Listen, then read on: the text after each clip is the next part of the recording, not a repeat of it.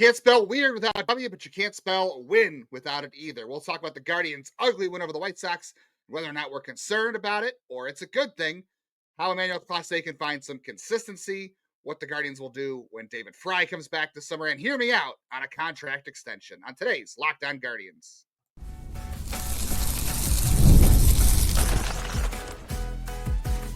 You are Locked On Guardians, your daily podcast on the Cleveland Guardians. Part of the Locked On Podcast Network, your team every day.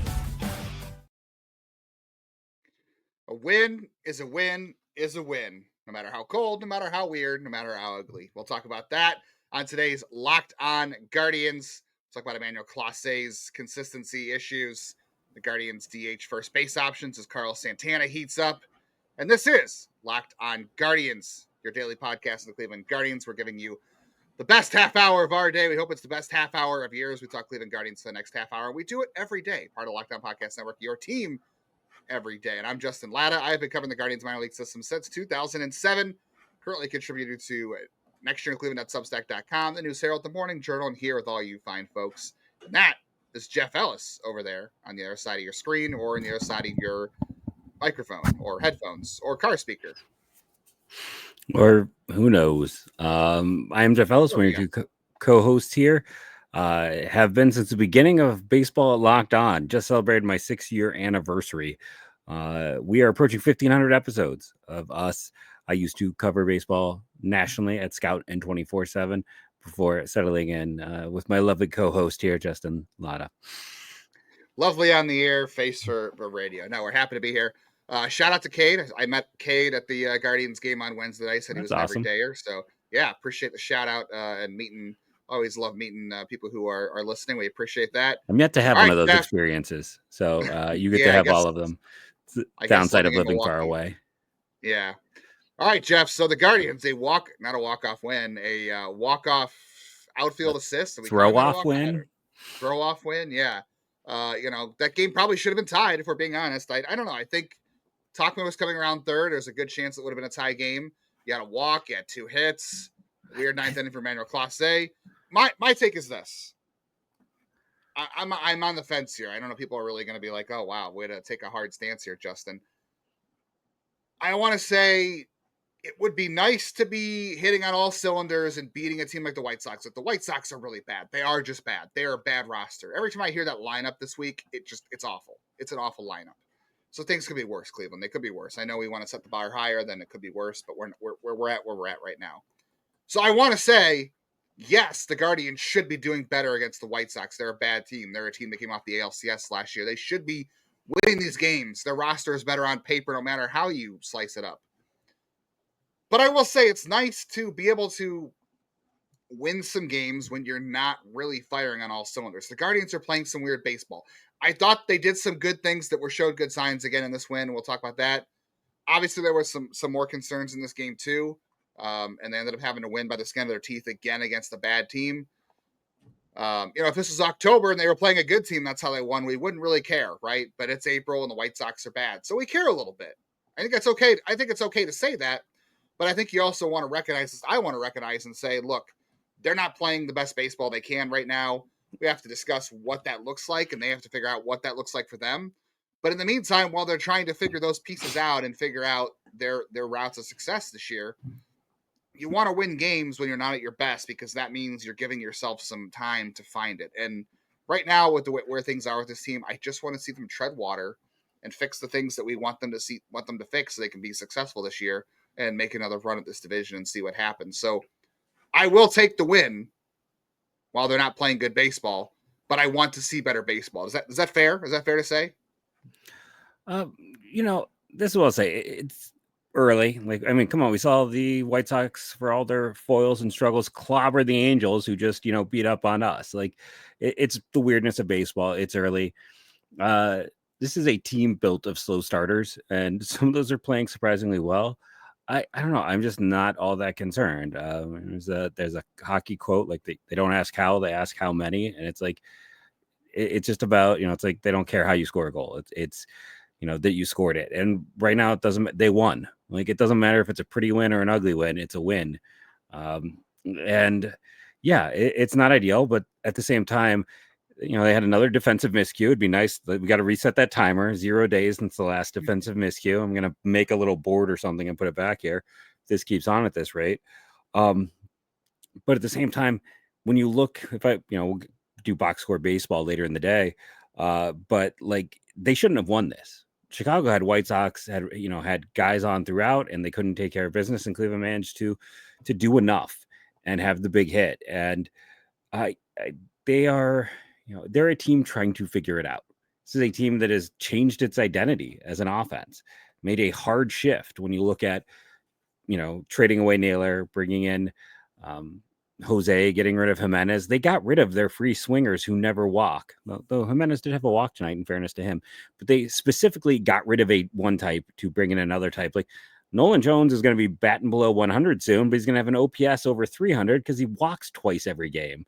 Like he's getting on base. Like that's what matters, getting on base. It is a team that's learning a bit on the fly and gelling. And I don't know. I still have a lot of faith and a lot of belief. And a year ago at this time, they were getting their butts handed to them by the White Sox, who were a slightly better team then, in fairness, because they traded away everything that wasn't nailed down since then, which is the absolute right way to go when you're that bad. But, they were losing games, the White Sox, this time a year ago instead of winning them. So baseball's a weird game. It's a long sport. I did the math. We're about 6% in. If this was a football season, we'd be 1 minute into the first quarter of the second game. So that's where we are. You can't really make any snap decisions in either sport at this point. And yeah, I mean, I don't know. I want to accentuate the positive. It's kind of amazing. Jose and Carlos are slow starters and they're starting out hot. Last time Santana did that for Cleveland was that, awesome all-star season for him. I mean, maybe Jose can finally get an MVP. Like maybe this is the year. Like maybe I'm being naive and silly, but like, I don't know. I like to look at some of the positive trends we're seeing because there is this tendency. We're all Cleveland fans to immediately expect the worst. It's like I don't know, like maybe the most classic Cleveland moment to me, and it's not the biggest moment. It was like LaCharles Bentley. Like they brought the Ohio State guy home, and in his first contact practice, a career-ending knee injury. Like that is non-contact. I think that was non-contact. You're right. It was non-contact, Joe. It was the first play of the first non-contact thing, and boom. And it's like we're so used to having the sword of Damocles hanging right over our head that we're always expecting it to be, oh, yep, this is the worst. And, oh, it's going to happen. And instead, there's positive traits. So I'm just going to accentuate the positive, as it were. And they won. Like bottom line, they won. And that's what in the end, you just got to win the most games to win the division, or you got to win enough to make the postseason. And things will start to figure and work their way out. Bad teams, as we said, so much of the last 3 years, bad teams find ways to lose. Good teams find ways to win. They're finding ways to win. Yeah, I mean, that's what Austin Hedges said after the game. Like, we don't care how we win. We just want to do it, and we find a way. I don't necessarily know they found a way to win tonight. Like, yeah, I guess Steven Kwan making that throw, they got the out at the end of the game. I don't know if they got enough offense. They're still walking. They walked 7 times in this game. So like that is still keeping up. I mean, Sean Burke couldn't throw a strike. I think he threw 10 straight balls. That was crazy. The Guardians, if you want to combine, and they gave him the borderline call that drove me nuts in that game. It's like that guy couldn't find his own to save his life. We'll give him. We feel bad. We'll give him a borderline call. If you go back to the home opener and then the start of Wednesday's game, they walked 5 straight times and 5 straight at bats because they walked 3 times in the 9th and 2 times to start this game. Yeah, they carried it over. So very, very weird. But I mean, I get it. Like, I was at the game and it was very lowly attended. It was friends and family. I called it Die Hard Night. Look, I get it. Like, why people might not be super invested right now. The weather's not good. It's not baseball weather. This team's not scoring runs. So I can get why people are like, okay, wow, we're really getting excited here. But I mean, yeah, like if you could find a way to get some wins and find a little bit of breathing room and keep yourself afloat while you're trying to figure out where things go, because this team is still kind of searching for. I mean, we both think the identity here is grinding out at bats. They did another good job of it here in this game. They grind out at bats. Eric, I tweeted, I said Eric Wedge would be proud. Eric Wedge loved his grinders, so this team would make him very proud. They'd shoot up at bats. Sean Burke couldn't throw the strike, so they took a lot of pitches. I mean, Austin Hedges had 2 walks, right? And he stole a base. You want to talk about weird baseball? Austin Hedges walked twice, and had a stolen base. And actually, I will say this: if you want to look at the positives, like again, I'm not going to fault anybody for saying, well, they're not really playing an exciting brand of baseball right now, and it's cold. So what are we getting excited about? And the pitching's not great either. Like Logan Allen got wrecked a little bit because of Jose's error, which we'll talk about here in the second segment. He threw more pitches because of that, and he bobbed and weaved his way a little bit, but he was okay. The bullpen was really good. Clase was weird. If you want the good takeaways from this game, the good things that I saw, Jose and who I think Kwan, I think they pulled off a double steal. So, and that allowed Noel's chopper to get through in the first inning. That scored a run. They, Hedges and somebody else was on base. They pulled off a double steal there. I don't think that led to a run, but they were putting guys in motion. They were drawing walks. They're doing a little bit of base running. The one Hedges thing I'll and say Kwan for this was the double steal. Yeah, Hedges and Kwan. So they're putting runners in motion.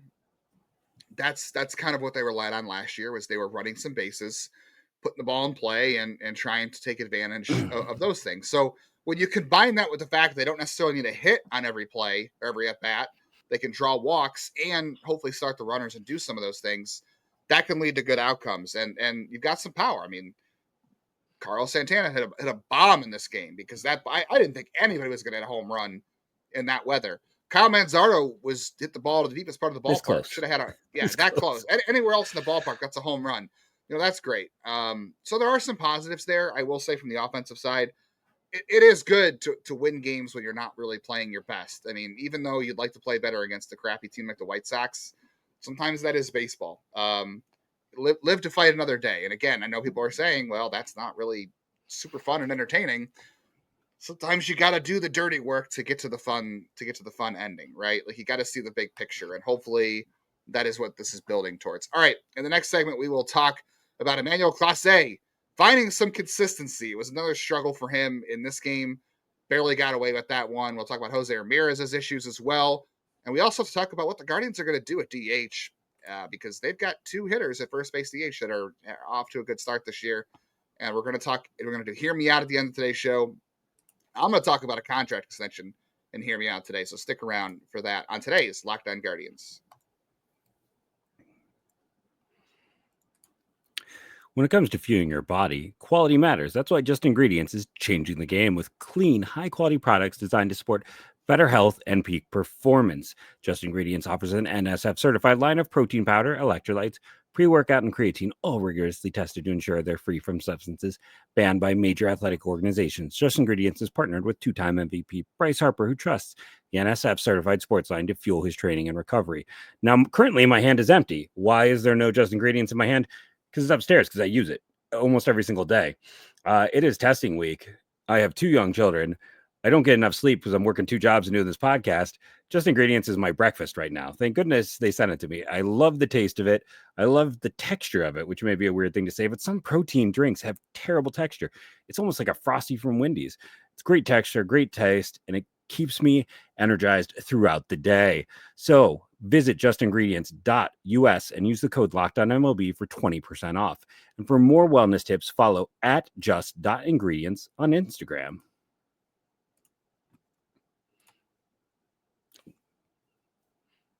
Thank you for making Locked On Guardians your first listen today and every day, wherever you get podcasts. We are free everywhere. We're on YouTube. Make sure you're hitting the auto download on audio so you don't miss an episode. Make sure you hit the bell on YouTube so you don't miss any videos we post. If you like what you're hearing and you want to chat with us during games when news happens, if we have any analysis, like the Jonathan Rodriguez move today where he got sent down and Angel Martinez got called up, we'll talk about that. You can become an insider at joinsubtext.com/LockedOnGuardians to talk about all of those things and get some bonus content while you're at it. We do some video, virtual meetups with our listeners. Jeff's got some draft content in there. Everybody who is part of the insiders group has access to my 90-page Guardians prospect handbook for this year. That's all in there as part of the bonuses. So come over and check that out and hang out. All right, Jeff, before we get to, let's do this first. Let's do the Emmanuel Clase thing first, and then we'll end this segment on box score bingo and 3 stars. Jose Ramirez is halfway to his 2024 error total. Emmanuel Clase is 1 run short of all the runs he gave up in 2024. what has to change here? Because I can't figure out for the life of me on the Jose Ramirez thing. Like this error in this game was, you could see the ball. He bobbled the ball, and it looked like he was trying to maybe get the throw off before he had it. Like he was trying to get the play going. But this is 5 errors in, what are we at, 12 games here? Yeah, and his range at third base is like the worst in baseball. Like it's really bad by Saman. Again, small sample size and early, but it's not just that he's like making a bunch of errors. It's that he's also like not covering any ground. It's a weird situation where, I mean, could this be a situation age 32 where there's some defensive decline? Like third base is a demanding position. I don't Yeah, know. I don't It's know. like, because nothing else makes a lot of sense. Like the wrist shouldn't affect his ability to like do, like, because sometimes it's a throw and sometimes it's like, I don't know. Most of his errors are coming on bobbles, like he's Yeah. not gathering the ball. So I don't know what that is. I'm sure he's taking extra ground balls or doing whatever it is, because we know Jose works really, really hard for a guy who's a superstar, because he leads the way with his work ethic. And the guy lives, breathes, and sleeps baseball. That's why he and Travis Mazzano would be excellent teammates anytime soon. But Let's get that sitcom made. yeah, Bazana and Jose. Yeah, that's those are two. That could be a really good buddy comedy. Zana and the Ram, since he's J Ram. Zana, Like, yeah, Baz and the there we Ram. I don't know. go. Come up with your own Put your suggestions for that. Yeah. Below. Yeah. So I don't know. I keep saying I'm not worried about Jose, but it is just weird. Like it is just weird. I think it'll iron itself out, but it is super strange that he did not get. It has not figured that out. For Clase, Austin Hedges just said after the game, the league has kind of adjusted to him, and now he's got to adjust back because he's been the best closer in baseball for a couple years now, and he's a 2-pitch guy. And I think teams are starting to see that, look, this guy's going to throw a lot of strikes. He likes to throw the ball in a certain place. He loves to locate the cutter and the slider down and away to righties and down and into lefties. That's just how he likes to do it. So he's going to have to vary his ability to throw the ball around the zone a little more. Most of his hot zones, if you look at it, is down and away to righties and up and in, or down and low and in to lefties. If you also look at his ball in play chart, I have it on YouTube. I have it up. A lot of the balls in play on him are in the middle of the zone. Like that's just, I think that makes sense, right? Like that's where guys are going to hit the ball most. He's going to have but you see the one area too he likes to throw is low and away to righties and low and into lefties, and that's the third highest zone for balls in play against him. Obviously, middle, and middle away are going to be hot zones for any major league hitter. But that third zone where he throws the ball the most, obviously is going to get hit the most. So he's going to have to vary the location of his pitches sometimes because they tail off each other. So I think he'll figure it out. It's definitely not great when you don't have him, locking the game down the way you normally would, because everything kind of starts with the closer and everybody falls in line from there. Luckily, the rest of the bullpen was good in this one. I'm not really ready to raise any more red flags on Clase than we already have. But ideally it would be a little bit cleaner. There was some BABIP elements to this one too. Like he has a 429 BABIP. For a guy who's that good, it's not going to stay that high. And there were a couple balls he allowed in this one too that just found grass. And sometimes that's going to happen. We've seen it happen with him before. Like Miguel Vargas is single, 230 average expected batting average. Brooks Baldwin, and I'm sorry, the other singles were 490 and 980. So a little bit harder on that one, but the one that ended the game had a 230 expected batting average. So I think he'll figure it out. Things will even out, but I think Emmanuel Clase definitely has some areas he's got to make some adjustments in. You're muted, so I guess you don't think Emmanuel Clase needs to make any adjustments. The thing I'm going to say, this is I'm just going to do my hear me out early, because this is my hear me out. Like all the Clase stuff is overblown. It's a limited number of outings. His BABIP, as you said, is 429, the highest in all of baseball last year amongst relievers. And relievers do tend to run a higher BABIP than starters. It was a 386 to Aaron Bummer. Before this game, he was at a 333. So we're so early in the year, his BABIP jumped 100 points based on this game. 33 last year. That's Fernando Cruz, Ryan Presley, Hunter Harver, and Camilo Doval. So yeah, like I just have a hard time really getting too stressed about a guy who has been a dynamic closer, even in his bad year. Was a 3.22 ERA with a 291 FIP, thinking that all of a sudden the league's figured him out, because everyone since he has come to Cleveland has known he has two pitches and where he likes to throw them. If it was that easy to figure it out, it wouldn't have taken 5 years to get there. Like, it was just like knowing the zones and knowing things. He is a slow starter. Like, we have this debate almost every fall. We have it, I should say, every spring. I'm forgetting. When it's cold at some point. Yeah, it's and part of me is like, maybe that's why it wasn't good in October when it was cold there again as well. But we look at the data, everything's spinning and breaking like normal. I think it's a little bit much ado about nothing. It's some bad luck. Eventually, people are gonna, he's gonna get back to normal. The one thing that is a little bit interesting in the data in the early going is that his ground ball percentage is a lot lower, like 10% lower in the early bit. So guys are getting some more loft on it, which to me, I think he's not hitting his spots. And I think that's some of that early, like he's missing on the corners. He's not getting those kind of borderline ones because he's not getting them in. Those ones that are low are getting up a little higher. And that's why they're getting in the air more than usual. I think he's not quite as sharp. And I think that's part of what they got to work on, is just sharpness, which again is something we see with him almost every time this year. So I'm not going to freak out. He's the greatest closer in the history of this organization right now, and it's not really even close. And he's 27. So yeah, it'll be fine. My hot take is for everyone who's like, he's going to be out of this job by like May. It's like, no, he's going to be the closer all year. Yes. Yeah. And the stuff's still there. The velocity's still there. That's a good sign. Still throwing 100 in this cold weather as well. And Clase is going to be just fine. Jeff's going to give us box score bingo and his 3 stars of the game when we come back. Finish up today's episode. We'll talk about what the Guardians should be doing at DH and first base this summer, how they're going to handle that.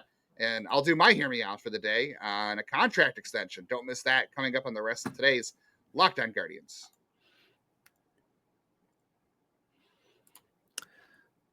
Today's episode is brought to you by Epicor. Every team knows the value of hard work, of taking pride in what you build, and practicing every detail to get the best results. But no one player, no matter how amazing, can do it all alone. Working together makes getting the win easier. At Epicor, the All-Stars are the hardworking manufacturers and distributors who create and deliver the things we all need, from aerospace to electrical to medical devices. Epicor ERP solutions are created by industry experts to help make every day easier. Seeing your whole supply chain is easier. Managing logistics is easier. Responding to price changes is easier. Repeat after me. It's easier with Epicor. For small businesses with big dreams to growing enterprises with global vision, we'll equip you with the right tools to move forward, think ahead, and lead the way. Because as the clock ticks down, you need to make the most of every hardworking minute. Easier doesn't cut corners. Easier takes the lead. Discover your success at www.easierwithepicor.com. That's www.easierwithepicor.com. The NBA playoffs are almost here. You can taste it. The Cavs have the number 1 overall seed in the playoffs, at least in the Eastern Conference. FanDuel is giving new customers an incredible way to get in on the action. Right now, when you join FanDuel and place your first $5 bet, you're going to get $250 in bonus bets if your bet wins. All you got to do is go out there, find a prop bet, really, honestly. Go on there, find something that's going to cash in easily. If you're a new customer for FanDuel, go out there. I wouldn't recommend the play-in games. Those are coming up, I know, for the playoffs. I wouldn't recommend those. Those are going to be toss-ups. But look, you want to do a long-term playoff bet, the Cavs winning their first-round series. The Guardians and the White Sox not scoring a ton of runs in this cold weather. Those are some $5 bets you can put down if you're a new customer and get $250 in bonus bets to play with. From 3-pointers to steals, assists, FanDuel's got a lot of ways to bet on player props. After the game tips off, you can combine live prop bets into same game parlays for a chance to win even bigger. So don't miss out. Head to FanDuel.com, claim your $250 in bonus bets today. All right, Jeff, give us box score bingo. How many runs should the Guardians actually have had in this game with 7 walks and 3 hits? Before I dive into that, by pitch. before I dive into that, I just want to state one last thing I forgot to mention last segment. The funny thing is, if you go over right now to Savant, Clase's page is almost all reds. It's still all red, and his expected batting average is 228, where his actual batting average against is 428. So that just helps solidify that point. So, because the funny thing is, normally expected batting average gets influenced by BABIP. We see guys, so it's interesting where they there's still a big divide there. Box score bingo. So Cleveland had 10 opportunities in this with only 3 hits and 7 walks. That's about 3 runs. Typically, the White Sox there was the error. They had 8 hits and they had 6 walks themselves. So that should have given them 5 runs. One team, good teams find ways to win. Bad teams have the solution, find ways to lose. White Sox should have won this game based on the number of players they had on the bases. They could not take care of business. This was another hard one to pick your 4 stars because you had multiple players performing well. Santana with his second home run, putting him 1 up in the first base battle against Josh Naylor in home runs in the early going. That takes Santana to 5 times now. And he's been a 3-star in back-to-back games. He is now solo at 5, but Kwan is up to 4. He reached base, I want to say multiple times. I could be wrong in this. Of course, I closed my tab because I like to close tabs. But the throw. Once. Was it just once? Yeah, just a walk. It was just the one walk. And hit by pitch. One walk, hit by pitch. So he did reach base, in 2 different ways. That's what it was. I knew he reached base in 2 different ways. And then the throw out, which he was the last player to make it by making that. And then I had Noel. They weren't necessarily as strong of at bats as the other days. He did have, the bases loaded that led to the bases loaded situation. I thought was a good one. He's still scorching baseballs. God, his launch angles are terrible. Like, the reason he's not getting extra base hits is because he's hitting balls really hard at negative launch angles. Like, he really, that's the next step. He's done clearly some work, and I don't want to denigrate him because he's doing a lot of things really well this year that I didn't think he'd ever do. If I'm being the same way, I never thought Cade Smith would have the command he's shown. I didn't think Noel would have any of the patience he's shown, even if this is a temporary thing, because we've seen like Ty Freeman had this patience a year ago and then went out the window when it wasn't quite matching what he wanted to do with it. So, but I don't know. Like, I'm curious to see what Noel can do. I know people are like, what about Logan Allen? He didn't go 5. Like, if you don't qualify for the pitcher win, it's hard to put you in there. And the Jose error did, maybe push that. And it's interesting. They just didn't want to gamble with him. But he ducked and dived and weaved and he dodged all the wrenches and didn't pick up the win, but he had a very Ben Lively-esque performance. I thought it was really interesting. I'll be quiet after this. That the pitch he used the least in this game, after we talked about how good it was last week, was the changeup. Like, he didn't go to his changeup hardly at all in this one. He threw like 4 or 5 different pitches, and the changeup, his best pitch, was the one he did not use. It was his lowest use. Yeah, maybe it's something in the scouting report for that team. I don't know. The White Sox are weird. All right, so Carlos Santana off to a better start in April than we could have expected, which has been fantastic for this offense in terms of just kind of keeping things afloat and keeping things moving. That home run, again, I can't stress enough. I didn't think anybody was hitting a home run in this weather, and he absolutely bombed that pitch. Good to see. 2 home runs for him already. Not a guy who's really a fast starter, so that's a good sign. Kyle Manzardo, just missed his 4th home run of the year. He's had some walks this year. Things look, I like his at bats so far. The real question is going to be, how do the Guardians fit David Fry? You were listening to the home opener and you heard that David Fry was going to be back. What are we thinking? June? I think they were saying June. Yeah, they were saying that he was going to, I believe today, start hitting overhand pitches. So it's like early to mid to late June, somewhere in June. Yeah. I guess sometimes these things take care of themselves, but man, if you've got a Carlos Santana who's being consistent, he's off to a good start. If he continues to get better as the things warm up, and Kyle Manzardo showing this kind of power, like, I guess you can platoon them, but like, you haven't needed a reason to platoon Manzardo so far. Yeah. Like, I don't know, is it a good problem to have? Like, if David Fry comes back and, like, I guess you can use him as a pinch hitter once a game against other positions, as long as you can bring somebody in defensively for him, and give all he can do is DH. For those who don't remember, like, all he can do is DH. He can't even play first base. Yeah, he can't even play first base. So I really wonder what the Guardians will do when he comes back. Like, my only guess is, like, maybe he DHs against some tougher lefties, and maybe he pinch hits late in the game against. Can he get a rhythm doing that little? Yeah, that's hard. You're right. It's very hard. Like, I like the idea of having him on the bench to pinch hit for, like, a left-handed hitter. Like, I'm not really sure the exact example here, because, like, Scooble? I guess Well, I'm saying like no, I'm Oh, saying like like late in the out game of the against a bullpen. reliever. Like maybe you pinch hit him for Bo Naylor late in the game, and then you bring in Mm-hmm. Hedges for defense, and that way he becomes a pinch hitting specialist on the days he doesn't DH. That's the way I can think to make it work. But based on last year, that's a bat you want on your roster. It's a bat you want to have available to you. And I'm tempted to say it's a good thing, but like also like you said, it's hard to fit them all on the roster the way things pan out because they just had to send down Rodriguez to bring up Martinez to give them some cover in center with Lane Thomas's day-to-day wrist injury. So how he fits on the roster to me is going to be fascinating, but a lot can change between now and June.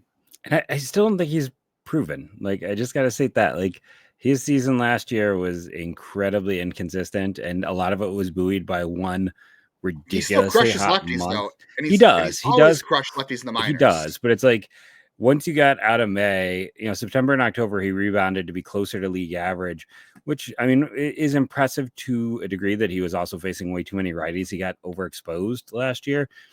And he was hurt.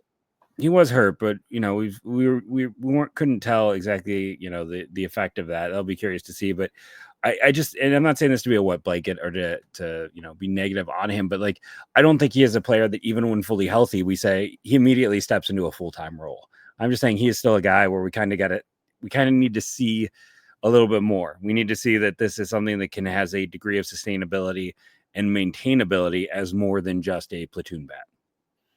To see he's more Yeah, I than Luke agree. Lowe. Yeah, it may be the fact that you have Manzardo going well and you have Santana as a switch hitter. Maybe that allows you not to have to lean on Fry so much and demand Carlos so much Santana offensively. catcher. You heard it here. No, I'm kidding. Woo! I mean, Santana played some left at one time, so maybe he can play some. He's right going to move field. back to third base with Jose's issues. That was a very briefly visited topic too. Jeez, I know somebody said, "Will we see Manzardo play outfield?" I don't see Manzardo. They don't even like to play him at first base. I can't imagine them playing him in the outfield. I would sooner say Santana would go to the outfield than I would Manzardo. But I don't know. I don't see it. Oh, it's just Santana likes to play the only every reason I day, so he disagree would go with to the you bench. there is because the one thing they don't like to mess with is elite defense. So since Santana I'm not saying they're going to do it. Yeah. I'm just saying if you were to rank how these moves are going to plan out, there's very little chance that Manzardo goes to the outfield. If they were going to move one of them, it would be Santana. All right, hear me out. We heard, we talked yesterday about our buddy Andre Knott was talking about the Guardians are trying for a contract extension with Steven Kwan. The Guardians, I know there's a lot of people like, why are you guys so down on an extension with Steven Kwan? He's 27. He's going to be 28 in September. He's got 25, 26, and 27 left before he hits free agency. The Guardians very, very typically will not do a contract extension with somebody who's already hit arbitration. A, because they've already gotten to that point, and B, the player usually at that point thinks they can make more money than they're going to get from the Guardians through arbitration anyway. So it doesn't really make them in an advantageous spot to do it. Steven Kwan's a free agent in 2028, by the way, just so everybody's clear. I think the Guardians need to figure out a way to keep Steven Kwan. I don't know who the outfield is going to look like. Like, I don't think there's an outfielder in the system you can say is definitely going to be in the outfield when Steven Kwan's gone. Number one, if you don't get an extension worked out with him right now, you're gonna trade him in the offseason before he's a free agent, right? You're probably at the very least going to trade him with 1 year control left. They didn't with Michael Brantley, but that was a special case, and maybe they'll be in a situation where it makes more sense to keep him. But Michael Brantley was the only time they really did that. So you're maybe in a position where you trade him his last year of club control. But like the outfield right now in the minor leagues is what? Jason Chourio, and you can't really depend on Chase DeLauder because he can't stay healthy. Jorge Burgos, like CJ Kayfus hasn't played in the outfield yet. He's off to a good start offensively. Ralphie? Yeah, I mean, Ralphie's more of a first baseman that can play outfield versus an outfielder. I mean, isn't that really? I mean, technically, that's basically Nolan Jones, who's got no range. That's John Kenzie Noel. They're fine with that. Nolan Jones is playing center field, for God's sake. He's not good. Like his range is bad. I mean, but they don't seem to care about that. Again, it's like they're fine. I mean, Jones and Noel and Ralphie are all cut from the same cloth. Yeah, I guess. Yeah, there's a lot of Nolan Jones to Ralphie's game too. You're right. The bigger player and the patience and the power. Yeah, but there's just not a lot of options that right now in that outfield. And doesn't mean you can't still trade him if you want to. But I think it would be good for the Guardians at least have the certainty of Kwan because he is the most consistent outfielder this team has had since Michael Brantley. Like, would you be willing to do? This No. is this is the best comp I could find. This is the best money I could find that I think made sense for the Guardians and age and Kwan. Randall Grichuk got a 5-year, $52 million extension from the Blue Jays. I know it didn't end well. Would you be willing to do 552? That would give Steven Kwan and the Guardians till age 33 with him. He gets 52 million. And all these players are signing extensions right now. Because on the other side of the next lockout, things are very uncertain. Maybe he'd like the money there. Would you be comfortable giving 552 to Steven Kwan right now? I think I would, just because for the same reasons we wanted them to lock up Tanner, because you didn't really have the pipeline coming behind Tanner you wanted. You had to have that certainty. I think the same thing with Michael Brantley, with Steven Kwan right now. I mean, I would, but I think there's a 0% chance he takes that deal. You think he can get more than 52 million? He doesn't want 52 million? Absolutely. With his, I mean, he's going to make a ton in arbitration. He's already made money through the new support system that they have for players. He, with all the awards he's racked up, he's going to make a killing in arbitration with all the Gold Gloves and all the defense. Like that's the problem. It's like he's not a player that is going to get a cheap amount. Even without the power, because he's got, he's an all-star, a starter in the all-star game, right? Wasn't he? Like he's got 3 Golden Gloves in a row. He's a top 3 rookie of the year finish. He has enough hardware and placement that his arbitration, he'll make a good amount. You're going to have to come out and fire.